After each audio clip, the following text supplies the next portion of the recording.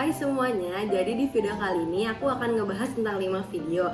Ya, lanjut aja. Video yang pertama itu adalah tentang tes sensasi. Maksudnya apa sih? Jadi di tes ini kita bisa mengetahui pasien-pasien yang punya masalah dalam sentuhan. Kita bisa mengeceknya tuh dengan banyak cara. Yang pertama, cara yang paling ringan adalah memberikan sentuhan ringan seperti ini.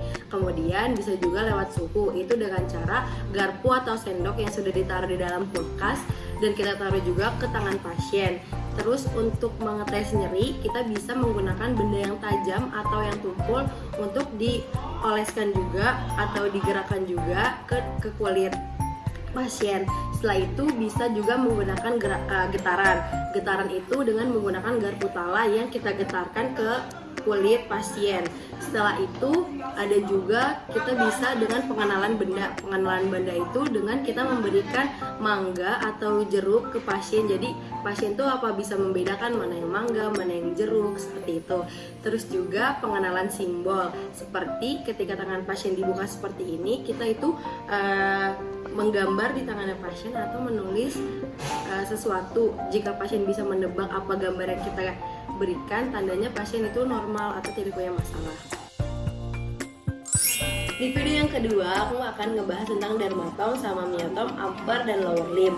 Nah, di dermatom upper limb ini adalah bagian dari pemeriksaan neurologis apabila dicurigai mempunyai penyakit radiokulopati, contohnya stroke. Nah, jadi cara treatmentnya itu gampang banget. Jadi kayak gini, ada di gambar ini, dan kita itu bakal menggunakan parorefleks sebagai alat pembantunya. Parorefleks buat kalian yang nggak tahu, aku akan taruh gambarnya di sini. Nah, itu tuh kita akan mengeluskan saja ke bagian atas di bagian lengan karena di upper, jadi di bagian lengan pasien.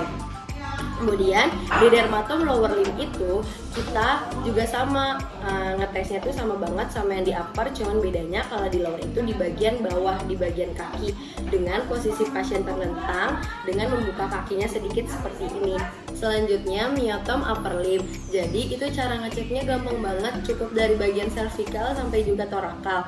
Nah, di bagian C5 itu kita akan menguji otot deltoideus, dan C6 kita akan menguji otot biceps brachii dan juga flexor pergelangan tangan. Nah, cara nyari C6 tuh gampang. Jadi jika kalian nunduk, itu di bagian lehernya tuh pasti ada tonjolan. Nah, jika kalian menenggak, itu tonjolannya hilang. Nah, maka itu C6 namanya. Nah, jika mencari C7 itu di bagian bawah, apabila kalian menunduk atau juga enggak, itu bakal tetap ada tonjolannya, jadi dia nggak hilang. Nah, di C7 itu kita akan menguji otot namanya flexor pergelangan tangan dan juga triceps brachii. Lalu di T1 itu kita akan menguji otot interosseius dorsal pertama. Di myotom lower limb itu L2-nya untuk mengecek fleksi hip, kemudian L3-nya ada ekstensi knee, L4-nya ada dorsifleksi ankle, L5-nya ada ekstensi grip 2, S1-nya ada plantar fleksi ankle, dan S2-nya ada fleksi knee.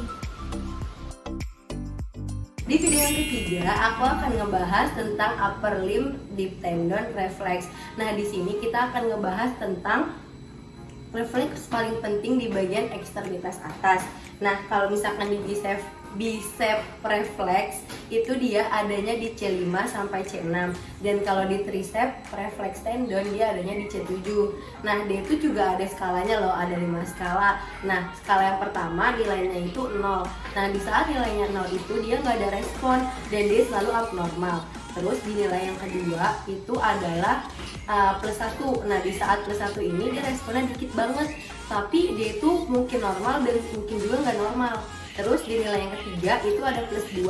Di saat +2 ini responnya cepat dan dia cenderung normal. Terus di nilai yang keempat ini itu nilainya adalah +3. Di saat +3 responnya tuh semakin cepat, semakin kencang. Nah, tapi dia itu mungkin normal, mungkin juga tidak normal. Nah, di nilai yang terakhir ini bisa +4. Nah, +4 ini tuh klonus dan selalu abnormal. Nah, terus di bagian lower limb deep tendon reflex dia juga sama, tapi skalanya sama seperti yang di upper, cuma bedanya itu dia refleks paling pentingnya itu ada di tendon patella, itu pada L3 sampai L4, dan di refleks tendon Achillesnya itu dia ada di segmen L5 sampai juga S1. Nah, terus yang ketiga nih ada Babinski. Nah, cara tahu orang ini memiliki penyakit Babinski itu caranya gimana? Caranya itu gampang banget, kita cukup menjalankan benda yang runcing di bagian tumit kaki, dan itu menjalankannya itu di bagian lateral kaki sampai ke arah jempol kaki. Nah, jika pada pasien yang normal itu responnya hanya terjadinya fleksor di jari-jari kakinya saja. Tapi jika dia memiliki penyakit baby skin, nah dia itu menimbulkan gerakan fleksi hip juga fleksi knee. Jadi di video yang keempat aku akan ngebahas tentang GCS. GCS ini adalah untuk kita menilai tingkat kesadaran dari seseorang yang telah mengalami cedera kepala. Nah, cara bedanya itu ada 3 respon. Yang pertama ada respon mata, ada respon verbal, sama ada respon motorik.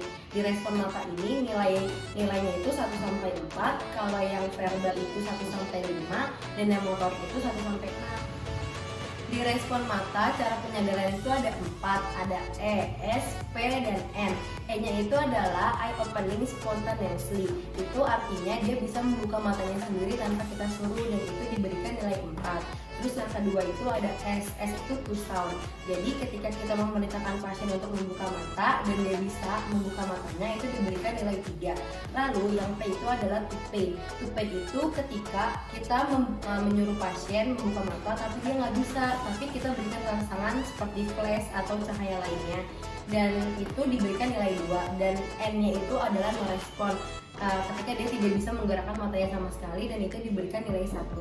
Kemudian ada respon verbal. Respon verbal itu caranya ada 5, ada O, C, W, I, N. O-nya itu adalah orient. Orientnya itu adalah ketika kita menanyakan kepada pasien, lalu dia bisa menjawabnya dengan baik, itu diberikan nilai 5. Nah, di yang kedua itu ada C. C-nya itu adalah confused. Ketika kita menanyakan kepada pasien, tapi pasiennya itu jawabnya bingung. Nah, itu kita akan memberi nilai 4. Kemudian yang W itu adalah words. Words ini ketika kita menanyakan pada pasien, terus pasien bisa menjawab, tapi jawaban yang dia berikan kepada kita itu salah, tidak sesuai dengan pertanyaan yang kita berikan, itu kita akan memberikan nilai 3. Dan I itu adalah incomprehensible sound. Itu adalah ketika kita menanyakan sesuatu kepada pasien tapi dia itu ragu-ragu untuk menjawabnya, itu kita akan memberi nilai 2. Yang terakhir N itu no respon. Jadi ketika kita menanyakan sesuatu dia tidak ada respon sama sekali, dan itu diberikan nilai 1. Kemudian ada respon motorik. Respon motorik itu ada 6. Jadi yang pertama itu ada C, L, W, F, A, dan N. Nah, C-nya ini adalah can obey command. Itu adalah ketika kita menyuruh pasien untuk menjulurkan lidahnya seperti ini, itu jika dia bisa melakukannya itu akan diberikan nilai 6. Kemudian yang L itu adalah live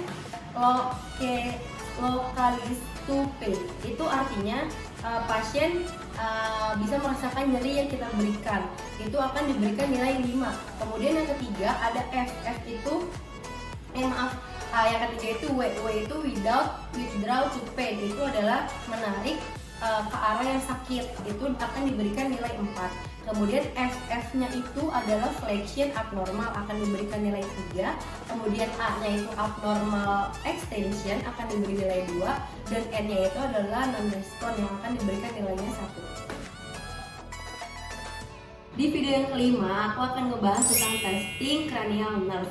Nah, di sini tuh kebagi menjadi 12 loh. Nah, yang pertama itu ada cranial nerve 1. Itu adalah bertanggung jawab atas gangguan penciuman. Kemudian ada cranial nerve yang kedua, itu adalah bertanggung jawab atas gangguan penglihatan kayak optic nerve gitu. Kemudian ada cranial nerve 3, 4, dan juga 6. Itu adalah serabut saraf motorik yang membantu untuk berfungsi menggerakkan kelopak mata. Setelah itu ada juga cranial nerve yang kelima, itu adalah mendukung pensarafan sensorik ke kulit rahang bawah. Kemudian ada cranial nerve yang ketujuh, itu adalah hampir semua mensarafi bagian wajah seperti otot ekspresi.